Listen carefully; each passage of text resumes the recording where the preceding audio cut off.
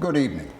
As visible homelessness grows in mid-Missouri, it has become more difficult to turn a blind eye. And the question of where unhoused people can stay once the sun goes down is on the minds of many. Which is why KRCG 13's Grace Gillis and Sarah Cummings explore exactly that in this latest installment of Behind the Crisis. This week, we're taking a closer look at area shelters that offer a refuge to mid-Missouri's unhoused population. We spoke with shelter staff in Columbia and Jefferson City about just how many bed spaces are actually available to those who need them.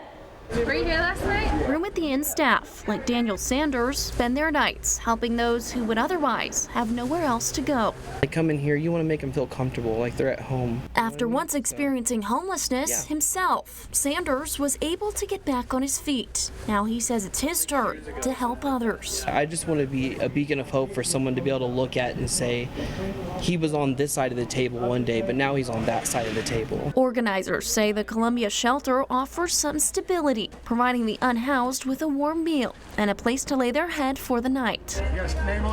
But lately, staff have seen firsthand the devastation that comes with not having enough space. The last week we've turned people away almost every night. John Trapp, the shelter's executive director, says demand is soaring. Last summer was our first summer being open all year, and we averaged around 60 people per night. Now, just a year later, the group is averaging about 25 more people per night. The increase is pretty dramatic. Oftentimes, if there's no room at the inn, there's not many other options for unhoused people in Columbia. We're the only low barrier shelter in the summer. We looked into some area shelters in both Columbia and Jefferson City and found, well, a number of groups offer transitional housing or housing assistance programs. Only a handful provide overnight emergency beds. Of these, most told us they're almost always at max capacity. Meanwhile, some spaces are limited in who and when they serve. During this winter time, it's actually somewhat easier because there's other emergency shelters, but in the summer, if we can't get them in here, then there's no place to get them into. It's the same all too familiar story in the capital city, where only one overnight shelter is open year-round. So we're pretty much always at max capacity. Major Chris Clark joined the team at the Jefferson City Salvation Army this summer. He's already noticed the need for bed space.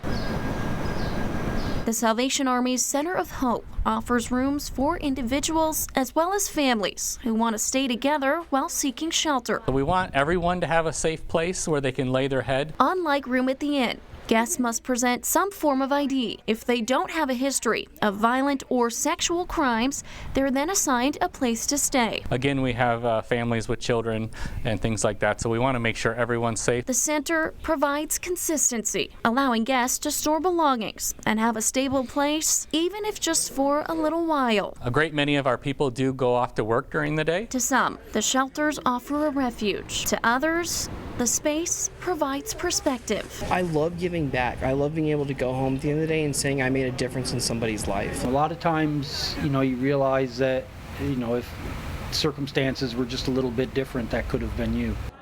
According to experts, living on the streets during the heat of summer can actually be just as dangerous as facing extreme cold. That's one of several reasons why area organizations are looking to expand shelter capacity year-round. In Jefferson City, the Salvation Army's Center of Hope plans to break ground by the end of this year on an expansion that would double the number of available bed spaces. While in Columbia, the Opportunity Campus broke ground this year and is expected to be completed by March of 2026. The project will offer a 24/7 low barrier shelter.